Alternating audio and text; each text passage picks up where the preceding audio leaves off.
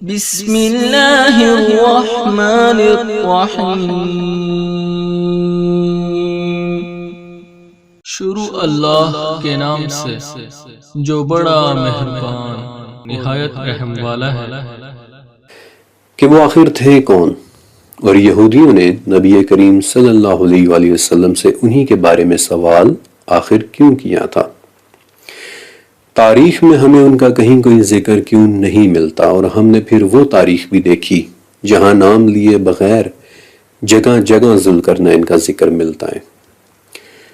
ان اقساط کے دوران میں نے آپ کو 4 مختلف دنیایں دکھائیں۔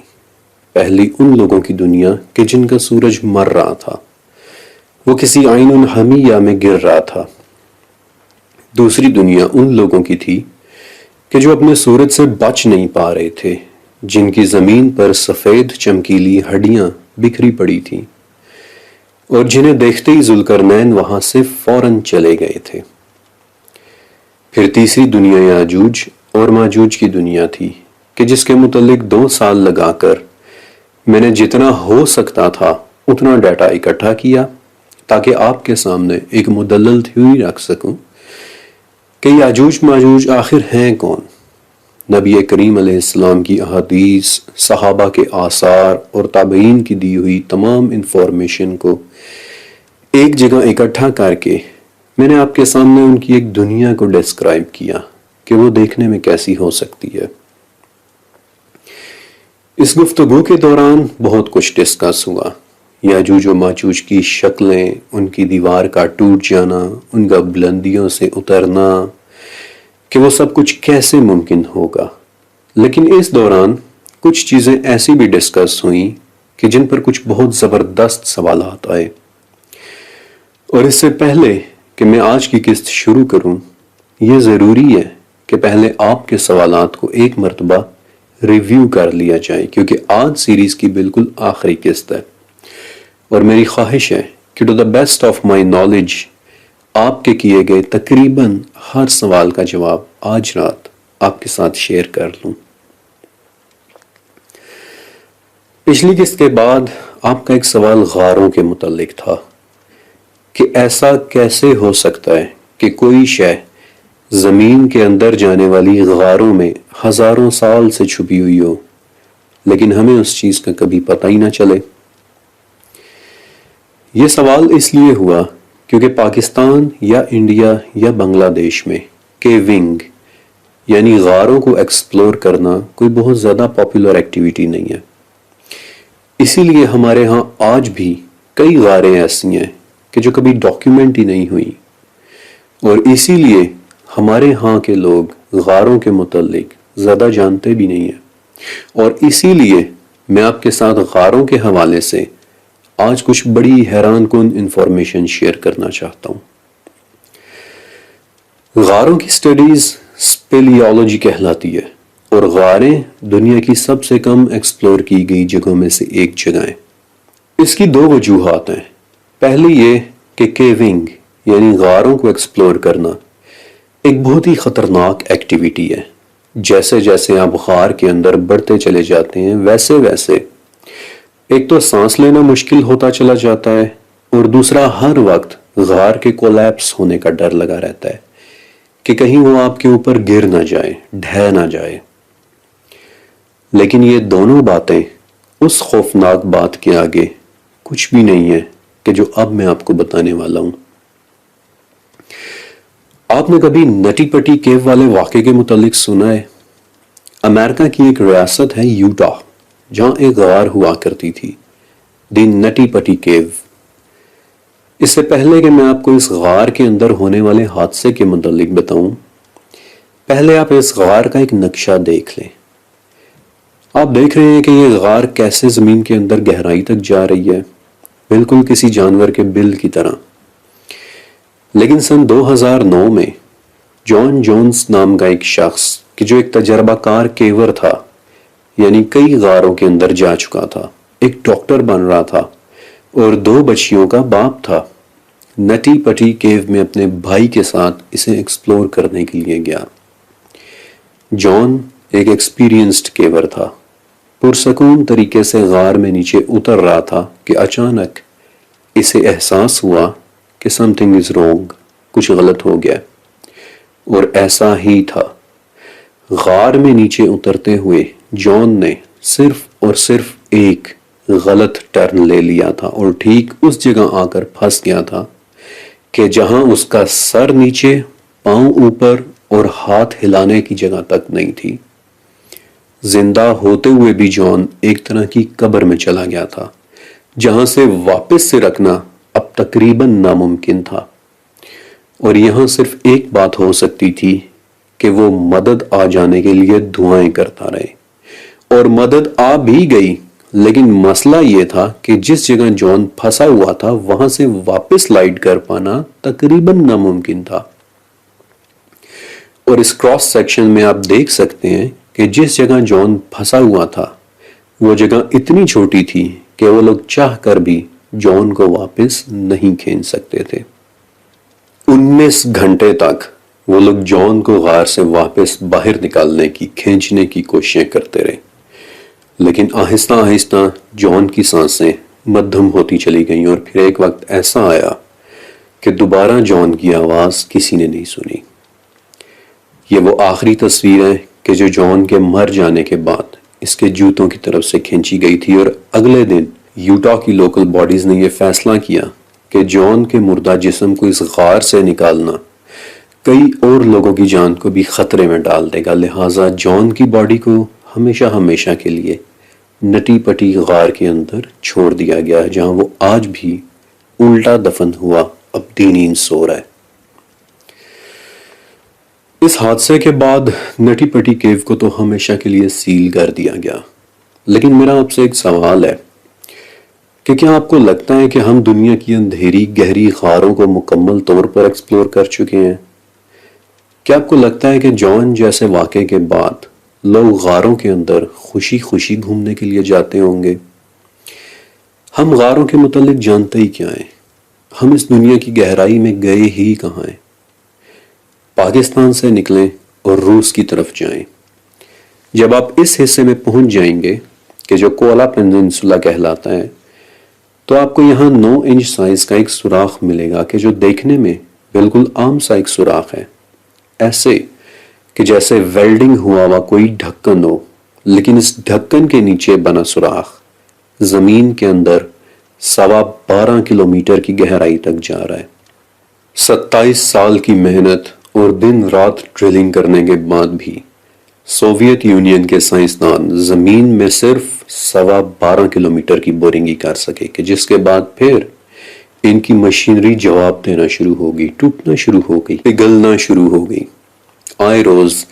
نت نئے ڈرلنگ بلیڈز منگوانے پڑتے، حتیٰ کہ ایک وقت آیا کہ رشین حکومت نے مزید اس ڈرلنگ پروجیکٹ کو جاری رکھنے سے ہی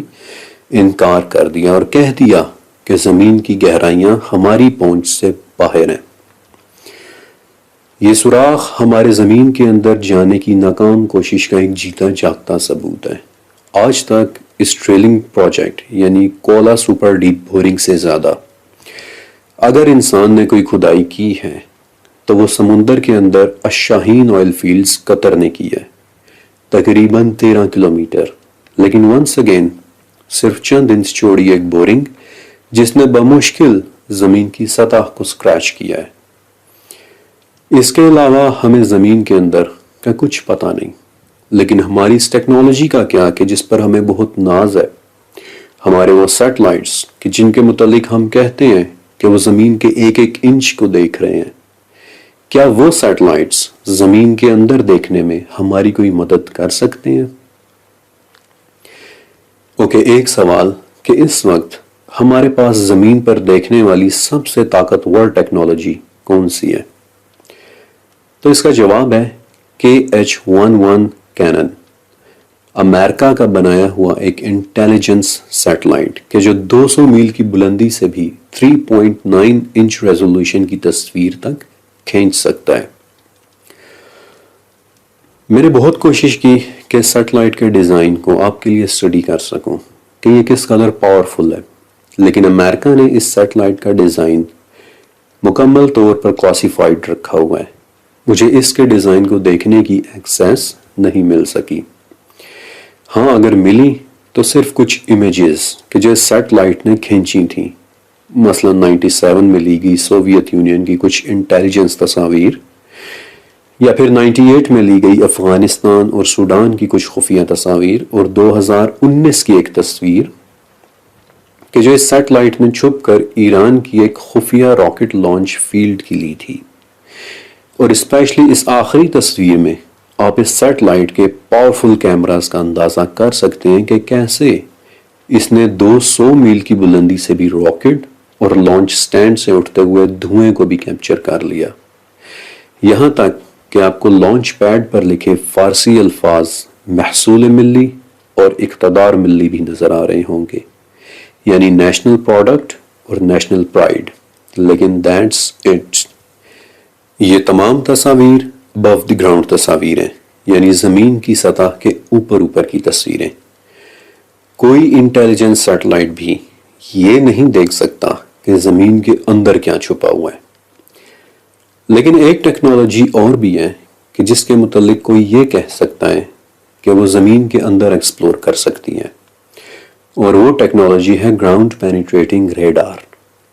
لیکن یہ ٹیکنالوجی بھی زمین کے اندر صرف اور صرف 1.3 کلومیٹرز تک ہی دیکھ سکتی ہے، اور وہ بھی اس کا میکسیمم ریکارڈ ہے، کیونکہ جہاں زمین کے اندر چٹانیں شروع ہوئیں وہاں یہ ٹیکنالوجی کام کرنا چھوڑ دیتی ہے۔ ہم زمین کے اندر کی چیزوں کے متعلق ورچولی کچھ بھی نہیں جانتے۔ اور صرف ایک اور بات بتا کر میں آج کی قسط کا باقاعدہ آغاز کروں گا کہ زمین کی گہری غاروں کے اندر رہنے والی زندگی ٹراگلوبائٹس کہلاتی ہے، یعنی کہ وہ جاندار کہ جو صرف اور صرف غاروں کے اندر ہوتے ہیں۔ ٹراگلوبائٹس کے جلد میں رنگ نہیں ہوتے، بلکہ ان کی سکن ٹون یلوئش گرے قسم کی ہوتی ہے۔ اگر وہ جاندار غاروں کے بالکل شروع کے حصے میں رہ رہے ہوں تو ان کی آنکھیں بڑی بڑی ہوں گی تاکہ وہ کم روشنی میں بھی دیکھ سکیں، لیکن اگر وہ غاروں کے گہرے حصوں میں رہ رہے ہوئے تو ان کی آنکھیں یا تو ہوں گی نہیں یا پھر بالکل چھوٹی چھوٹی سی ہوں گی، کیونکہ انہیں اپنی آنکھوں کو استعمال کرنے کی کوئی ضرورت پڑے گی ہی نہیں۔ لیکن ایک بات کہ جو جاننا سب سے زیادہ ضروری ہے وہ یہ کہ غار میں رہنے والے جانداروں کی بعض سینسز باقی جانداروں کی نسبت کہیں زیادہ حساس ہو جاتی ہیں۔ مثلا غار میں ہونے والی ہلکی سی وائبریشن یا ہلکی سی آواز کو بھی پہچان لینا، ان میں سن لینے یا محسوس کر لینے کی صلاحیت بے حد طاقتور ہوتی ہے، اور بہت ممکن ہے کہ جب آپ غاروں میں انہیں ڈھونڈنے کے لیے جائیں تو وہ گھنٹوں پہلے ہی آپ کو سن کر، آپ کو محسوس کر کے وہاں سے غائب ہو کر مزید گہری غاروں میں چلے گئے ہوں، اور آپ انہیں ڈھونڈتے ہی رہ جائیں اور آپ کو لگے کہ شاید ان غاروں میں کوئی رہتا ہی نہیں ہے۔ ہماری زمین کے اندر ہزاروں کلومیٹر پر پھیلی بہت بڑی بڑی غاریں ہیں جن کے متعلق ہم تقریباً کچھ بھی نہیں جانتے، اور کون جانے کہ ان غاروں میں کون کون رہ رہا ہے۔ لیکن کافی باتیں ہو گئیں، اور چونکہ آج سیریز کی آخری قسط ہے اور آپ کو بہت کچھ بتانا ابھی باقی ہے، اس لیے اللہ کا نام لے کر شروع کرتے ہیں آج کی قسط۔ اور آج میں آپ کو بتاؤں گا اس پوائنٹ سے آگے کہ جب یاجوج و ماجوج کی دیوار نے اللہ کے حکم سے ٹوٹ کر انہیں ہماری دنیا میں ریلیز کر دینا ہے۔ یاجوج ماجوج کا نکلنا قیامت کی 10 بڑی نشانیوں میں سے ایک ہے۔ یہ نشانیاں صحیح مسلم میں بھی ہیں اور جامع ترمذی میں بھی، کہ قیامت تب تک نہیں آئے گی جب تک کہ تم 10 نشانیاں نہ دیکھ لو، اور ان نشانیوں میں شامل ہے ایک دھوئیں کا نکلنا، دجال کا خروج ہونا، حضرت عیسیٰ علیہ السلام کا نزول ہونا، یاجوج اور ماجوج کا آزاد ہونا، زمین کا 3 مرتبہ دھسنا، ایک مرتبہ مشرق میں، ایک مرتبہ مغرب میں، اور پھر ایک مرتبہ جزیرۃ العرب میں۔ اس کے بعد سورج کا مغرب سے نکلنا، اور اس کے ساتھ ہی زمین سے ایک ایسے جانور کا نکلنا کہ جو انسانوں کے ساتھ باتیں کرے گا۔ آپ کو یاد ہے کہ حیرت کے دروازے سیریز کے اندر ہم نے سورج کے مغرب سے اور اس جانور کے زمین سے نکلنے کو کتنی ڈیٹیلز کے ساتھ سٹڈی کیا تھا۔ پھر اس کے بعد عدن سے ایک آگ نکلے گی کہ جو لوگوں کو ہانک کر حشر کے میدان کی طرف لے جائے گی۔ وہ آگ ان کے پیچھے پیچھے چلے گی اور جہاں وہ لوگ ٹھہریں گے وہ آگ بھی وہیں ان کے ساتھ ٹھہر جائے گی۔ اب پچھلی قسطوں کے دوران ہم نے دیکھا کہ کیسے یاجوج و ماجوج روزانہ اپنی دیوار کو توڑنے کی کوششیں کر رہے ہیں، لیکن ہر روز وہ دیوار بالکل پہلے کی طرح ہو جاتی ہے۔ لیکن جس دن اللہ کے حکم سے اس دیوار نے ٹوٹنا ہوگا تو اس وقت ان کے بڑے، ان کے ماسٹر کے منہ سے نکلے گا کہ چلو باقی دیوار اب انشاءاللہ کل توڑیں گے۔ اب انشاءاللہ والی یہ بات حدیث کی کتب جامع ترمذی میں بھی لکھی ہوئی ہے، سنن ابن ماجہ میں بھی اور مسند احمد میں بھی۔ عموماً اس بات کو اتنی اہمیت دی نہیں جاتی، اسے اتنا ڈسکس کیا نہیں جاتا، لیکن یہ ایک بہت اہم سوال ہے کہ انہیں انشاءاللہ کے الفاظ کا کیسے پتہ چلے گا۔ اس بات کی اصل حقیقت تو صرف میرا رب جانتا ہے، لیکن ایک انڈرسٹینڈنگ یہ ہو سکتی ہے کہ یاجوج و ماجوج واقعتاً کسی زمانے کے انسان ہی تھے۔ یہ لوگ واقعتاً حضرت نوح علیہ السلام کے بیٹے یافس کی اولاد میں سے تھے کہ جو کسی زمانے میں دین کے کانسیپٹ سے واقف تھے، کسی زمانے میں اللہ کے نام سے واقف تھے، کہ جو ان گہری غاروں میں چلے جانے سے پہلے اس بات سے واقف تھے کہ اللہ کے نام کا کوئی رب بھی ہے۔ اور جیسے جیسے وہ لوگ اپنی بیماری میں، اپنی ڈیفارمیشن میں بدصورت ہوتے چلے گئے، ویسے ویسے وہ لوگ اللہ اور اس کے دین کو بھی بھولتے چلے گئے، اور کہ جو اچانک ان کے منہوں پر اللہ کے حکم سے تب آئے گا کہ جب اللہ کے وعدے نے پورا ہونا ہوگا۔ اچانک سے ان کے منہوں پر ایک بھولے ہوئے دین اور ایک بھولے ہوئے رب کا نام آ جائے گا، لیکن یہ صرف ایک انڈرسٹینڈنگ ہے اور حقیقت صرف ہمارا رب جانتا ہے۔ بائی دی وے یہاں پر ایک ایڈیشنل سوال یہ بھی پیدا ہوتا ہے کہ کیا انشاءاللہ کے کلمے سے واقف ہونے کا مطلب یہ ہے کہ یاجوج اور ماجوج میں سے کچھ لوگ جنتی بھی ہو سکتے ہیں؟ یہ سوال پچھلی قسط میں بھی کچھ ویورز نے کیا تھا، اور سچ کہوں تو یہ ریلمز، یہ دنیایں کہ جو ہماری نگاہوں سے ڈھکی ہوئی ہیں، چھپی ہوئی ہیں، ہم ان کے متعلق صرف ایک حد تک اندازہ لگا سکتے ہیں، لیکن کبھی بھی 100% شور ہو کر کوئی بھی بات نہیں کہہ سکتے، کیونکہ کسی کی جنت اور دوزخ کا فیصلہ کرنا یہ ہمارے ذہنوں سے بہت آگے کی باتیں ہیں۔ میں آپ کو مثال سے سمجھانے کی کوشش کرتا ہوں۔ مسند احمد میں ایک حدیث ہے کہ جب جنت اور جہنم کے فیصلے کر دیے جائیں گے، جہنم والے جہنم میں اور جنت والے جنت میں داخل کر دیے جائیں گے، تو بھی جنت میں کچھ جگہ خالی بچ جائے گی، اور حدیث کے الفاظ ہیں کہ اس خالی جگہ کو بھرنے کے لیے اللہ تعالیٰ ایک نئی مخلوق پیدا کر کے اسے جنت کے خالی حصوں میں ٹھہرائے گا۔ اب سوال تو یہ بھی پیدا ہوتا ہے کہ کیا وہ نئی مخلوق انسان ہوگی؟ I don't know، کوئی بھی نہیں جانتا، we can only imagine۔ لیکن دل کی ایک بات کہوں کہ اس نئی مخلوق کو امیجن کرنے کے بعد میری آنکھوں کے سامنے اس وقت ایک بہت خوبصورت منظر کریٹ ہو رہا ہے، لیکن وہ سب پھر کبھی۔ فی الوقت واپس آتے ہیں یاجوج اور ماجوج کی طرف۔ اب ایک بات تو طے ہے کہ ایک مرتبہ وہ لوگ اپنی دیوار میں ایک چھوٹا سا شگاف ڈال بھی چکے ہیں، اور یہ بات ہمیں صحیح بخاری میں لکھی ایک حدیث سے پتہ چلتی ہے کہ ایک دن نبی کریم صلی اللہ علیہ وآلہ وسلم اچانک نیند سے بیدار ہوئے، اور حضرت زینب رضی اللہ تعالیٰ عنہا کہتی ہیں کہ آپ واضح طور پر گھبرائے ہوئے نظر آ رہے تھے، اور سنبھلنے پر آپ نے فرمایا کہ تباہی ہے عربوں کے لیے اس فتنے سے کہ جو قریب آ گیا۔ آج یاجوج اور ماجوج نے دیوار میں اتنا سوراخ کر لیا ہے،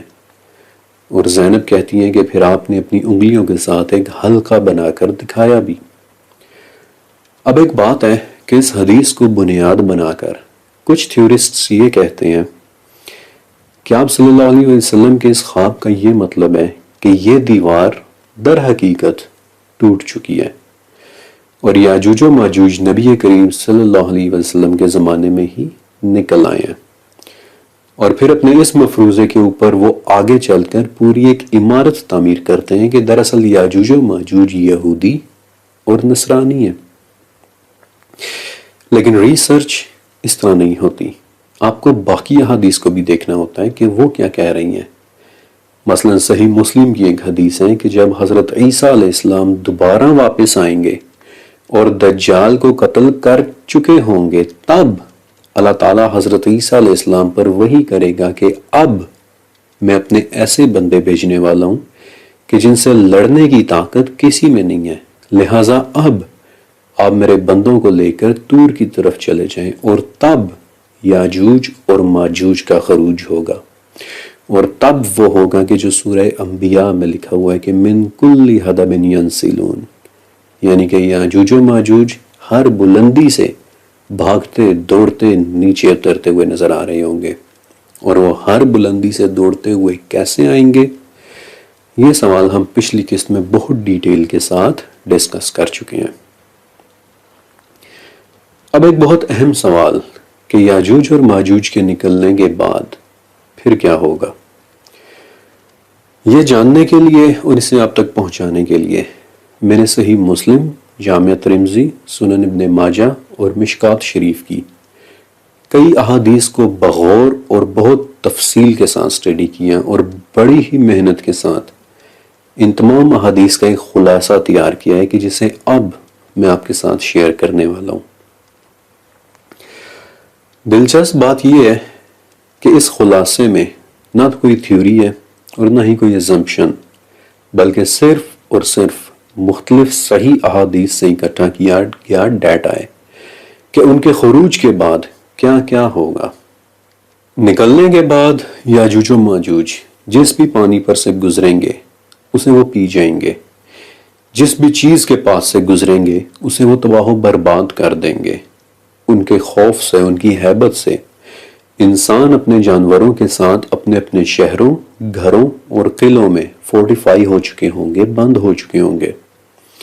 اس دوران خوراک کی شدید کمی واقع ہو چکی ہوگی، یہاں تک کہ مشکات کی ایک حدیث میں آتا ہے کہ ان دنوں میں بیل کا ایک سر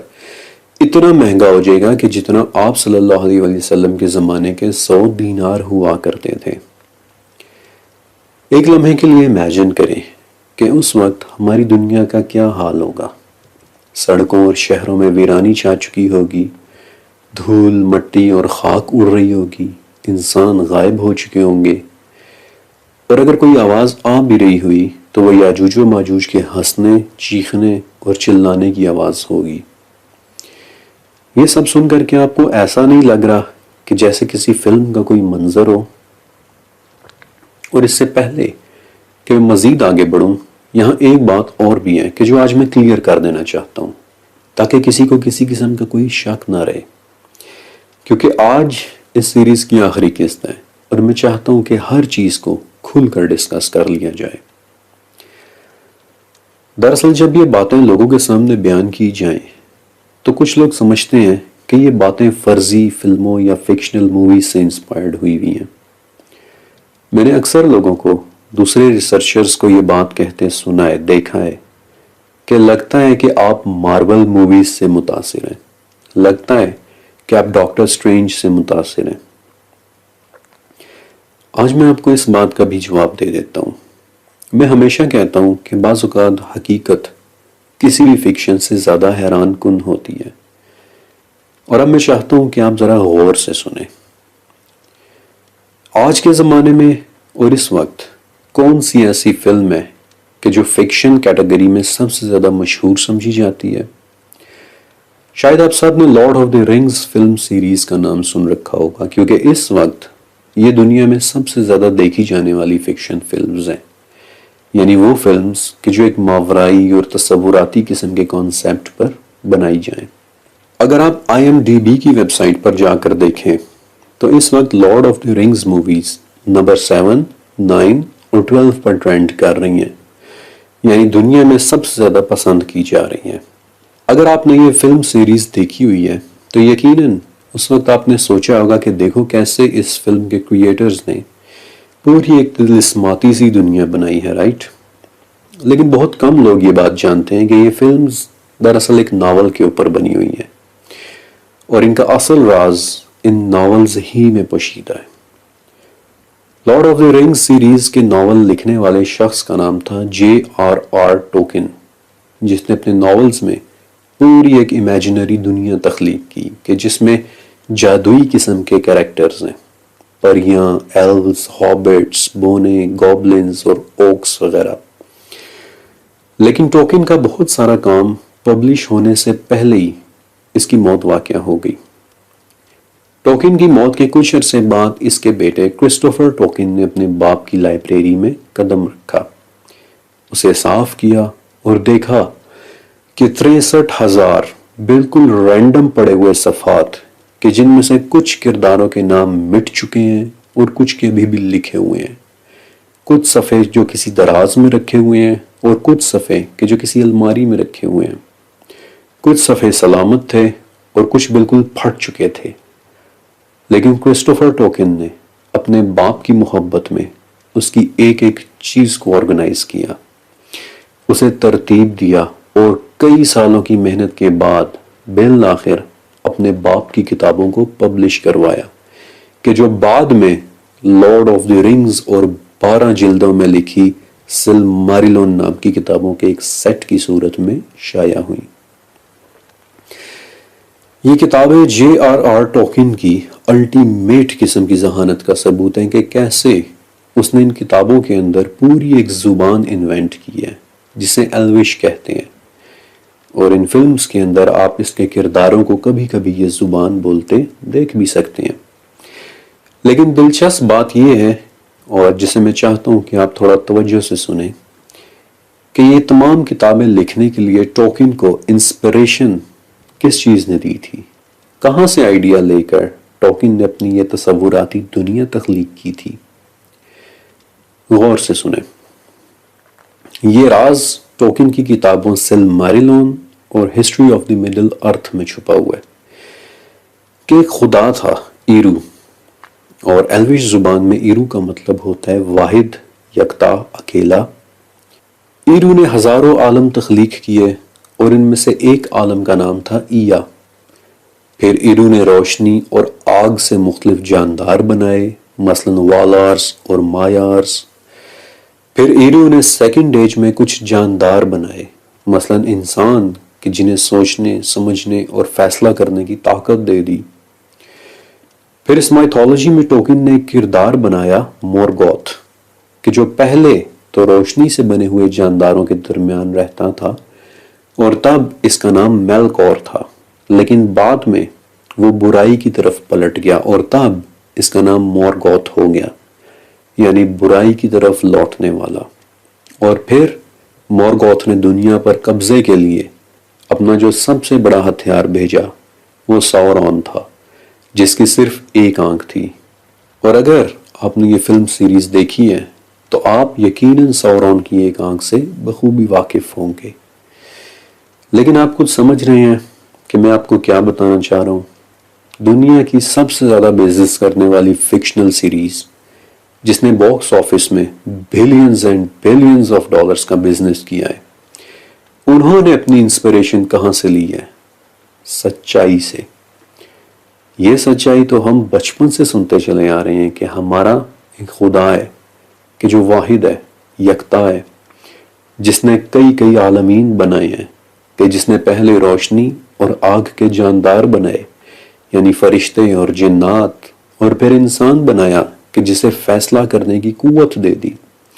اور انہی جنات میں سے ایک جن تھا ابلیس، کہ جو پہلے فرشتوں کے ساتھ رہا کرتا تھا اور جس کا پہلے نام تھا ابو الحارث، لیکن پھر سجدے سے انکار کرنے پر متکبر ہو گیا، برائی کی طرف پلٹ گیا اور راندہ درگاہ ہو کر اس کا نام ابلیس ہوا، اور جس نے بعد میں دنیا پر قبضہ کرنے کے لیے اپنے سب سے بڑے ہتھیار دجال کو بھیجنا ہے کہ جس کی صرف ایک آنکھ ہوگی۔ وہ ایک آنکھ کہ جس سے ہم سب بخوبی واقف ہیں۔ کون کہے گا کہ یہ باتیں فکشنل ہیں؟ کون کہے گا کہ یہ باتیں محض تصوراتی فلموں سے انسپائرڈ ہیں؟ نہیں، یہ باتیں فلموں سے انسپائرڈ نہیں بلکہ فلمیں ان باتوں سے انسپائرڈ ہیں۔ اور میں آپ کو کئی دوسری کتابوں کے متعلق بھی بتا سکتا ہوں کہ جو بہت مشہور ہیں لیکن در حقیقت وہ اسلامک لٹریچر سے انسپائرڈ ہو کر بنائی گئی ہیں، لیکن فی الوقت آتے ہیں واپس یاجوج اور ماجوج کی طرف۔ بائی دا ویز ایک بات ہے کہ اپنی ریسرچ کے دوران میں J.R.R. ٹولکین کی ذہانت کی داد دیے بغیر نہیں رہ سکا کہ دیکھو کیسے اس شخص نے اپنی کتابوں کے لیے پوری ایک زبان انوینٹ کی کہ جسے ایلوش کہتے ہیں، لیکن اکثر لوگ سارا کریڈٹ J.R.R. ٹولکین کو ہی دے کر اس کے بیٹے کو بالکل نظر انداز کر دیتے ہیں۔ حالانکہ کرسٹوفر ٹولکین فیلیل پائٹی کی ایک جیتی جاگتی مثال تھا، یعنی اپنے والدین کی طرف بے مثال محبت۔ یہ لفظ یاد رکھیے گا کیونکہ اپنے والدین کے لیے فیلیل پائٹی کا حکم قرآن بھی دیتا ہے، ماں باپ کی طرف ایک بے لوث محبت۔ خیر، اپنے ٹاپک کی طرف واپس آتے ہیں۔ زمین کو مکمل طور پر ویران کر دینے کے بعد پھر یاجوج و ماجوج کہیں گے کہ زمین والے سب مر چکے، لہٰذا اب آسمان والوں کی باری ہے، اور تب حدیث کے مطابق وہ لوگ آسمان کی طرف کر کے اپنے تیر چلائیں گے کہ جو خون سے بھرے ہوئے واپس پلٹیں گے۔ اب تیروں والی بات کی ایکسپلینیشن دو طرح سے کی جا سکتی ہے۔ پہلی ایکسپلینیشن بہت سادہ اور سمپل سی ہے کہ تب ایک مرتبہ پھر سے پریمیٹیو ہتھیاروں کا دور واپس آ چکا ہوگا، تیروں اور کمانوں کا دور واپس آ چکا ہوگا، اسی لیے یاجوج و ماجوج بھی تیر اور کمان ہی استعمال کر رہے ہوں گے۔ لیکن ایک ایکسپلینیشن اور بھی ہو سکتی ہے، اور وہ یہ کہ یاجوج و ماجوج حضرت نوح علیہ السلام کے بیٹے یافس کی اولاد میں سے ہیں، اور اگر ویپنز کی بات کی جائے تو یقیناً یافس کا دور تیر اور کمانوں ہی کا تھا، لہٰذا ہم یہ کہہ سکتے ہیں کہ جب وہ لوگ باہر آئیں گے تو جن ویپن سے وہ لوگ بخوبی واقف ہیں وہ تیر اور کمان ہی ہونے ہیں، اس لیے ان کا ویپن آف چوائس بھی تیر اور کمان ہی ہوگا، کیونکہ انہوں نے استعمال ہی تیروں اور کمانوں کا کیا ہے، انہیں پتہ ہی اس چیز کا ہے۔ لیکن ونس اگین اللہ رب العزت بہتر جانتا ہے، ہم صرف ایک ایجوکیٹڈ اندازہ لگا سکتے ہیں۔ لیکن ایک اور بات کہ جو تیر خون سے بھرے ہوئے واپس پلٹیں گے تو اس خون کا کیا مطلب ہے؟ اب اس خون کی بھی دو طرح سے تشریح ہو سکتی ہے کہ ایک تو یہ خون یاجوج و ماجوج کے لیے اللہ تعالیٰ کی طرف سے ایک دھوکہ ہوگا، اور عموماً تفاسیر میں یہی انٹرپریٹیشن کی جاتی ہے، لیکن اس بات کا ایک جواب اور بھی ہو سکتا ہے، اور وہ یہ کہ ذرا امیجن کریں کہ اربوں نہیں تو کروڑوں کی تعداد میں یاجوج و ماجوج جب اپنے تیر اوپر کی طرف چلائیں گے تو اس وقت ہر وہ پرندہ کہ جو ایئر بورن ہوگا، ہوا میں ہوگا، یقیناً وہ ان کروڑوں تیروں کا شکار ہونے سے بچ نہیں پائے گا، اور اس کا خون ان تیروں کے ساتھ ہی واپس زمین کی طرف پلٹ آئے گا۔ لیکن ایک بات یاد رکھیے گا کہ وہ دور، وہ ٹائم پیریڈ ہمارے لیے ایک بالکل ان نون وقت کی حیثیت رکھتا ہے۔ ہم ڈیڈکٹیو لاجک کو استعمال کرتے ہوئے ایک اندازہ تو لگا سکتے ہیں، لیکن کوئی بھی شخص آپ کو یہ بات حتمی طور پر نہیں بتا سکتا کہ ان باتوں نے حقیقتاً کس روپ کے ساتھ مینیفیسٹ ہونا ہے۔ لیکن کچھ باتیں تو یقینی ہیں کہ جو ہمیں حدیث سے پتہ چلتی ہیں کہ یاجوج و ماجوج کے نکلنے کے بعد بھی بیت اللہ کا حج جاری رہے گا، اور دوسرا یہ کہ حضرت عیسیٰ علیہ السلام کچھ لوگوں کے ساتھ طور کے اوپر جا چکے ہوں گے، اور یہاں سے آگے کے واقعات اب بہت دلچسپ ہونے والے ہیں، اور ان میں سے سب سے پہلا بڑا واقعہ ہونا ہے یاجوج اور ماجوج کی موت کا۔ جن احادیث کا خلاصہ میں آپ کے سامنے رکھ رہا ہوں، آپ کے ساتھ شیئر کر رہا ہوں، ان کے مطابق یاجوج و ماجوج کی گردنوں میں ایک زخم پیدا ہوگا جس میں وہ سب کے سب مرنا شروع ہو جائیں گے۔ اب یہاں ایک بات بڑی دلچسپ ہے کہ ان کی گردنوں میں کسی قسم کا کوئی زخم یا کوئی انفیکشن پیدا ہوگا۔ اب چونکہ زخم یا انفیکشن کی ایک سے زیادہ وجوہات ہو سکتی ہیں، اور چونکہ ابھی تک ہم یاجوج و ماجوج کی اصل فزیولوجی یا ان کی اناٹومی سے واقف نہیں ہیں، اس لیے یہاں میں آپ کو ایک بڑی ہی زبردست بات بتاتا ہوں، اور وہ ہے ایک فارمولا۔ اس پوائنٹ پر ہم ڈیڈکٹیو لاجک کا ایک فارمولا اپلائی کر کے ان کے زخم کی وجہ جان سکتے ہیں، اور اس فارمولا کا نام ہے آکمز ریزر۔ آسان ترین الفاظ میں آکمز ریزر کا مطلب ہوتا ہے کہ جب آپ کے سامنے بے تحاشا وجوہات موجود ہوں، کئی ایکسپلینیشنز موجود ہوں، تو عموماً سب سے زیادہ وجہ، سب سے زیادہ ایکسپلینیشن ہی اصل وجہ ہوتی ہے۔ اور یاجوج و ماجوج کے کیس میں جو وجہ سب سے زیادہ نظر آتی ہے وہ یہ ہے کہ انہیں ہماری دنیا کا ماحول سوٹ نہیں کر رہا ہوگا۔ ذرا سوچیں کہ ہزاروں سال ان گہری اندھیری غاروں میں رہنے کے بعد، جہاں وہ لوگ ایکسٹریم قسم کی کنڈیشنز میں رہ رہے ہیں، گپ اندھیروں میں، نمی میں، لاکھوں پاؤنڈز پر سکوئر انچ کے پریشر میں، تو یوں لگتا ہے کہ جیسے زمین کے اوپر آنے کے بعد وہ لوگ یہاں کی کنڈیشنز کو، یہاں کے سورج کو، یہاں کی روشنی کو برداشت نہیں کر پا رہے ہوں گے۔ الٹرا وائلٹ روشنی ان کے لیے ناقابل برداشت ہو چکی ہوگی، ان کی جلد میں کسی قسم کا انفیکشن پیدا ہوگا اور ان کی جلد پھٹنا شروع ہو جائے گی، اور میرے پاس اس کی ایک مثال ہے بھی۔ سمندر کی گہرائیوں میں کہ جہاں پانی کا دباؤ، اس کا پریشر بہت زیادہ ہوتا ہے، وہاں ایک خاص قسم کی مچھلی پائی جاتی ہے جسے اینگلر فش کہتے ہیں۔ یہ مچھلی بہت گہرے سمندر کا جاندار ہے، اور اسی وجہ سے یہ کبھی بھی سمندر سے باہر سروائیو نہیں کر پاتی۔ اگر آپ اسے سمندری گہرائیوں سے زمین کے اوپر لے آئیں تو پتہ ہے کیا ہوگا؟ اینگلر فش کا جسم گہرے سمندر کے پریشر کا عادی ہوتا ہے،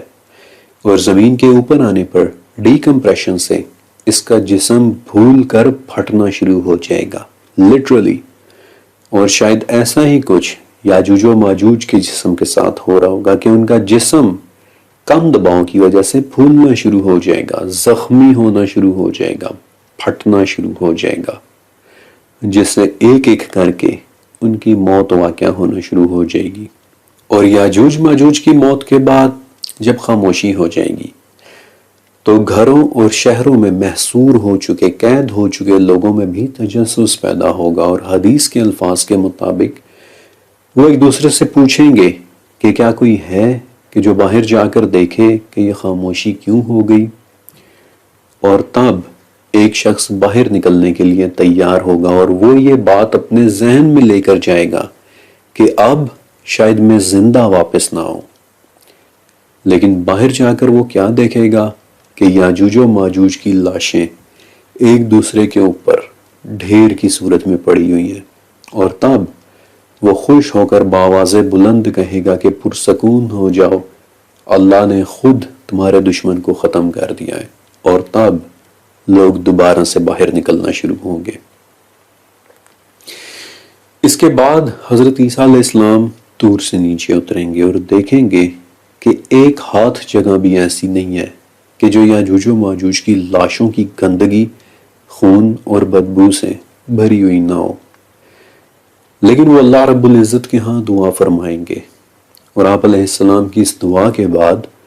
کچھ ایسے بڑے پرندے آئیں گے کہ جن کی گردنیں اونٹوں کی گردنوں کی طرح لمبی ہوں گی، اور وہ یاجوج و ماجوج کی لاشوں کو اپنی چونچوں میں اٹھا کر کسی جگہ پھینک آئیں گے۔ اب ایگزیکٹلی وہ کس جگہ پر پھینک کر آئیں گے یہ بات تو کوئی بھی نہیں جانتا، لیکن کعب ابن احبار نے ایک نام بتایا تھا کہ وہ جگہ مہیل ہوگی، یعنی سورج کے نکلنے کی جگہ، وہی جگہ کہ جہاں ذوالقرنین نے اپنا دوسرا سفر کیا تھا۔ لیکن واللہ عالم۔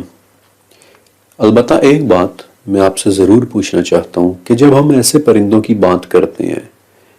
کہ جن کی گردنیں اونٹوں کی گردنوں کی طرح لمبی لمبی ہوں، تو آپ کے ذہن میں کیا امیج ابھرتا ہے؟ ظاہر ہے کہ ایسے پرندے کہ جو انتہائی بڑے بڑے ہوں گے اور جن کی چونچیں اتنی بڑی ہوں گی کہ وہ یاجوج و ماجوج کو بھی اٹھا سکیں، تو سوچیں کہ اس وقت دنیا میں ایسا کون سا پرندہ ہے کہ جو یہ کام سر انجام دے سکتا ہے؟ اس وقت ہماری دنیا کا سب سے بڑا پرندہ شتر مرغ ہے کہ جس کی گردن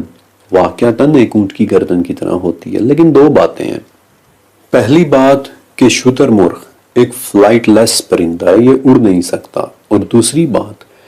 کہ اس کی چونچ اتنی بڑی نہیں ہوتی کہ وہ ایک انڈے سے زیادہ بڑی کوئی چیز اپنے منہ میں اٹھا سکے، لیٹ الون یاجوج اور ماجوج کی لاشیں۔ تو پھر وہ پرندہ کون سا ہو سکتا ہے؟ ہماری دنیا کا وہ پرندہ کہ جو سائز میں بڑا بھی ہو اور اڑ بھی سکے، اس کا نام ہے دی گریٹ کوری بسٹارڈ۔ یہ ہماری دنیا کے وزنی ترین اڑنے والے پرندوں میں سے ایک ہے، لیکن گریٹ کوری بسٹارڈ بھی وہ پرندہ نہیں ہو سکتا، کیونکہ پہلی بات گریٹ کوری بھی صرف اور صرف اس وقت اڑتا ہے کہ جب اس کی جان کو کوئی خطرہ لاحق ہو، کیونکہ 18 کلو وزن کے جسم کے ساتھ اڑ پانا اتنا آسان نہیں ہوتا۔ یہ انتہائی مشقت کے ساتھ اور بہت بھاگ کر اڑان بھرتا ہے، اور جیسا کہ آپ دیکھ سکتے ہیں کہ اس کی چونچ بھی اس قابل نہیں ہے کہ ایک بڑے چوہے یا چھوٹے خرگوش کے سائز سے زیادہ بڑی کسی چیز کو اپنے منہ میں اٹھا سکے۔ لیکن ایک پرندہ ایسا ہے کہ جو میں آپ کو دکھا سکتا ہوں کہ جس کا جسم بھی بہت بڑا ہے، جو اڑ بھی سکتا ہے، اور جس کی چونچ بھی اتنی بڑی ہے کہ یاجوج و ماجوج تو کیا بلکہ وہ ایک انسان کو بھی اپنے منہ میں اٹھا لے، جس کی گردن بھی ایک اونٹ کی گردن کی طرح ہے، اور جس نے ہماری دنیا پر لیٹ کریٹیشیس پیریڈ کے دوران 80 لاکھ سال تک راج کیا ہے۔ اڑنے والا ایک بھیانک پرندہ کوادزل کوٹلس کہ جو اگر اپنے پر پھیلائے تو وہ 40 فٹ تک بڑا ہو جاتا ہے، جو اپنے 9 فٹ لمبی چونچ میں ایک لمبے قد کے آدمی کو بھی اٹھا کر لے جا سکتا ہے۔ اور اگر آپ سوچ رہے ہیں کہ ایک ایسا پرندہ کہ جو آج سے 6.5 کروڑ سال پہلے معدوم ہو گیا تھا، بھلا وہ کہاں سے آ کر یاجوج اور ماجوج کی لاشوں کو اٹھائے گا، تو الٹا میرا آپ سے ایک سوال ہوگا کہ ابھی جو واقعات میں نے آپ کو سنائے، انہیں سن کر کیا ابھی بھی آپ کو ایسا لگ رہا ہے کہ ہماری دنیا تب بھی بالکل ویسی ہی ہوگی کہ جیسی اب ہے؟ کیا آپ کو لگتا ہے کہ تب بھی وہی کچھ ہی ہو رہا ہوگا کہ جو اب ہو رہا ہے؟ اگر ابھی بھی آپ کو ایسا ہی لگ رہا ہے تو پھر مزید بھی سنیے کہ یاجوج و ماجوج کی موت کے بعد جب لوگ باہر نکلیں گے تو اپنے ساتھ ساتھ وہ اپنے جانوروں کو بھی باہر لائیں گے، تو ان جانوروں کے لیے اس وقت کھانے کو کچھ بھی نہ بچا ہوگا سوائے یاجوج اور ماجوج کے گوشت کے، اور یہی خون اور گوشت تب ہمارے جانوروں کے لیے خوراک بنیں گے۔ حدیث نبوی میں آپ صلی اللہ علیہ وسلم نے فرمایا کہ زمین کے جانور یاجوج اور ماجوج کے گوشت اور چربی کھا کھا کر ایسے موٹے اور تازے ہو جائیں گے کہ جیسے کبھی گھاس کھا کر ہوا کرتے تھے، اور ان کی تیر کمانے اور ترکش اس قدر بچ چکے ہوں گے کہ مسلمان 7 سال 7 ایئرز تک جلا جلا کر انہیں ایک ایندھن کے طور پر استعمال کریں گے۔ یہاں پر آپ کے ذہن میں ایک اور سوال بھی آ سکتا ہے کہ جانور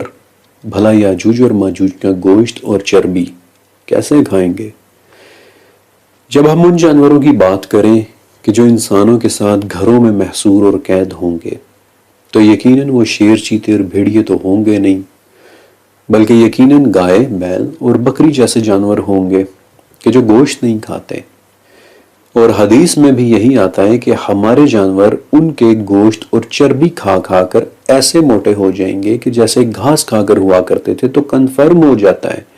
کہ وہ جانور موسٹلی گھاس کھانے والے بیل، گائے اور بکری قسم کے کوئی جانور ہوں گے۔ لہٰذا اب میں آپ کے سامنے جانوروں کے متعلق کچھ ایسی باتیں رکھنے والا ہوں کہ جو شاید آپ نے پہلے کبھی نہ سنی ہو۔ مثلاً ہربیورس یعنی سبزی خور جانوروں کا کارنیورس یعنی گوشت خور بن جانا، یہ کیسے ممکن ہے؟ اسکاٹ لینڈ کا ایک جزیرہ ہے روم آئی لینڈ، جہاں کچھ عرصے پہلے ایک عجیب واقعہ پیش آیا کہ سمندری پرندوں کے چوزوں کی ادھ کھائی ہوئی لاشیں ملنے لگی۔ کسی کو سمجھ میں نہیں آ رہا تھا کہ ایسا کیوں ہو رہا ہے، کیونکہ اس جزیرے میں ان پرندوں کا کوئی قدرتی شکاری مثلا بھیڑیا یا شیر وغیرہ نہیں رہتے تھے۔ تو پھر کون ان پرندوں کے بچوں کو کھائے جا رہا تھا؟ جب اس معاملے کی انویسٹیگیشن چھان بین کی گئی تو پتہ چلا کہ کچھ عرصہ پہلے روم آئی لینڈ کی بھیڑوں کو ایک نئی قسم کی فیڈ یا خوراک دینا شروع کیا گیا تھا، اور بظاہر اس خوراک سے بھیڑوں میں آئرن اور کیلشیم کی کمی ہو گئی تھی، اور اس کمی کو پورا کرنے کے لیے وہ بھیڑیں گوشت خور بن کر پرندوں کے بچے کھانے لگ گئی تھیں۔ بھیڑیں سبزی خور سے گوشت خور جانور بن گئیں۔ پھر آج سے چند سال پہلے انڈیا میں لال نام کی ایک گائے نے گاؤں والوں کی 48 مرغیاں کھا لی تھیں۔ ہپوپوٹمس جو کہ نیچرلی ایک سبزی خور جانور ہے، اسے اکثر ہرنوں کا شکار کر کے ان کا گوشت کھاتے ہوئے بھی دیکھا گیا ہے، بلکہ ہرن خود بھی جو کہ ایک معصوم سا سبزی خور جانور ہے، اسے بھی اکثر ان چھوٹے جانوروں کا گوشت کھاتے دیکھا گیا ہے کہ جو آگے سے فائٹ بیک نہ کر سکتے ہوں۔ مثلا ہرنوں کو مچھلیوں کا گوشت کھاتے دیکھا گیا ہے، ہرنوں کو دوسرے مردہ ہرنوں کو کھاتے دیکھا گیا ہے، بلکہ ایک مرتبہ تو ہرنوں کا ایک خوفناک واقعہ حادثاتی طور پر کیمرہ میں ریکارڈ بھی ہو گیا تھا، اور وہ یہ کہ کینیڈا میں اورنیتھولوجی کی ایک سٹڈی کے دوران، یعنی کہ وہ تجربات کہ جن میں سائنسدان پرندوں کو سٹڈی کرتے ہیں، اس میں سائنسدانوں نے تجربات کے لیے جنگل کے کچھ پرندوں کو کچھ گھونسلوں میں رکھا ہوا تھا، اور وہ ابھی انہیں کیمرہ پر ریکارڈ کر ہی رہے تھے کہ اچانک کہیں سے ہرنوں کا ایک جتھا آیا اور زندہ پرندوں کو ہی کھانا شروع کر دیا، اور میں آپ کے ساتھ وہ ویڈیو ضرور شیئر کرتا، لیکن پھر کچھ ویورز کے لیے وہ مناظر کافی ڈسٹربنگ ہو سکتے تھے۔ سبزی خور جانوروں کا اچانک سے گوشت خور بن جانا یہ ناممکن نہیں ہے، بلکہ یہ ریکارڈڈ فیکٹس ہیں، اور میری ریسرچ کے مطابق ہمارے گائے، بھینس اور بکریاں ہی کارنیورس یعنی گوشت خور بن کر یاجوج و ماجوج کے گوشت اور ان کی چربیاں کھائیں گے۔ حدیث کے مطابق ایسے موٹے تازے ہو جائیں گے کہ جیسے کبھی گھاس کھا کر ہوا کرتے تھے۔ اور پھر کیا ہوگا؟ حدیث نبوی کے مطابق ایک اونٹنی اتنا دودھ دے گی کہ وہ لوگوں کے ایک بڑے گروپ کے لیے کافی ہوگا۔ ایک گائے اتنا دودھ دے گی کہ وہ ایک قبیلے کے لیے کافی ہوگا، اور ایک بکری اتنا دودھ دے گی کہ وہ ایک فیملی کے لیے کافی ہوگا۔ لیکن ایک ایونٹ اور بھی ہوگا، ایک بارش۔ زمین کو یاجوج و ماجوج کی گندگی، نجاست، خون اور آلائش سے دھونے کے لیے اللہ کے حکم سے ایک بارش ہوگی کہ جسے کوئی کچا یا پکا گھر روک نہیں پائے گا۔ یہ حدیث کے الفاظ ہیں۔ یہ بارش 40 دن تک برستی رہے گی، حتیٰ کہ زمین دھل کر کسی آئینے کی طرح صاف اور شفاف ہو جائے گی، اور پھر اس میں سے پودوں اور درختوں کی ایک بالکل نئی قسم نکلنا شروع ہوگی، ایک بالکل نئی قسم کی ویجیٹیشن کی وہ شکل کہ جسے ہم جانتے تک نہیں۔ حدیث میں آتا ہے کہ ایک ایک انار اس قدر بڑا ہوگا کہ لوگوں کا ایک بڑا گروپ صرف انار کھا کر ہی اپنا پیٹ بھر لیا کرے گا۔ ویسے تو اس حدیث کو یوں انٹرپریٹ کیا جاتا ہے کہ اس انار میں برکت بہت ہوگی، لیکن نہیں، وہ انار ہی اتنے بڑے سائز کا ہوگا کیونکہ باقی حدیثوں میں اس کے سائز کی طرف بھی اشارہ ہے۔ مثلا ایک حدیث میں یہ بھی آتا ہے کہ لوگ اس انار کے چھلکے کے سائے میں بھی بیٹھ سکیں گے، اور اس بات کا ایک ہی مطلب ہو سکتا ہے کہ وہ انار واقعی بہت بڑے بڑے سائز کے ہوں گے۔ آپ امیجن کریں، صرف 1 منٹ کے لیے امیجن کریں، کیا وہ دنیا ابھی بھی آپ کو ویسی دنیا لگ رہی ہے کہ جیسی آج ہم دیکھ رہے ہیں؟ کیا یوں نہیں لگ رہا کہ یہ ہالی ووڈ کی کسی فلم کا منظر کھینچا جا رہا ہو؟ نہیں، یہ تمام باتیں حرف بحرف سچ ہیں اور ایسے ہی ہونی ہیں۔ آپ کو اپنا ایک ذاتی مشاہدہ بتاؤں، میں نے دیکھا ہے کہ جیسے جیسے آپ کی ریسرچ کا دائرہ بڑا ہوتا چلا جاتا ہے، ویسے ویسے آپ کو عجیب و غریب اور حیران کن چیزوں پر بہت آسانی کے ساتھ یقین آتا چلا جاتا ہے۔ لیکن اس بارش کے بعد پھر ایک انتہائی کریٹیکل پیریڈ کا آغاز ہوگا، اور میں چاہتا ہوں کہ آپ بہت غور سے سنیں۔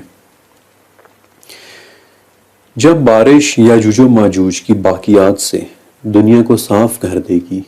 تو حدیث کے مطابق قیامت اتنا قریب آ چکی ہوگی کہ جیسے پورے دنوں کی ایک حاملہ ہو کہ جس کے گھر والوں کو لگتا ہے کہ بچہ بس صبح کو ہوا یا دن کو، شام کو ہوا یا پھر رات کو. یا پھر ایک اور حدیث میں یہ الفاظ ہیں کہ جیسے پورے دنوں کی کوئی گھوڑی ہو کہ جو جننے کے قریب ہو اور اس کا مالک ہر وقت اس کے آس پاس گھوم رہا ہو کہ اب ہوا کہ اب ہوا. لیکن اس سے پہلے کہ قیامت آئے ایک بڑا واقعہ ہونا ابھی باقی ہوگا کہ ایک شخص اچانک سے یہ اعلان کرے گا کہ ذو السویقتین نکل آیا ہے، یعنی کہ دو چھوٹی چھوٹی پنڈلیوں والا کالے رنگ کا ایک حقیر سا حبشی کہ جس نے خانہ کعبہ کی دیواروں کو گرا کر اس کا خزانہ نکالنا ہے. اور یہ حدیث صحیح بخاری، صحیح مسلم، سنن نسائی، مسند احمد اور مشکات شریف سب کے اندر لکھی ہوئی ہے. اس حبشی کی رپورٹ ملتے ہی حضرت عیسیٰ علیہ السلام 700 سے 800 آدمیوں کا ایک طلایہ،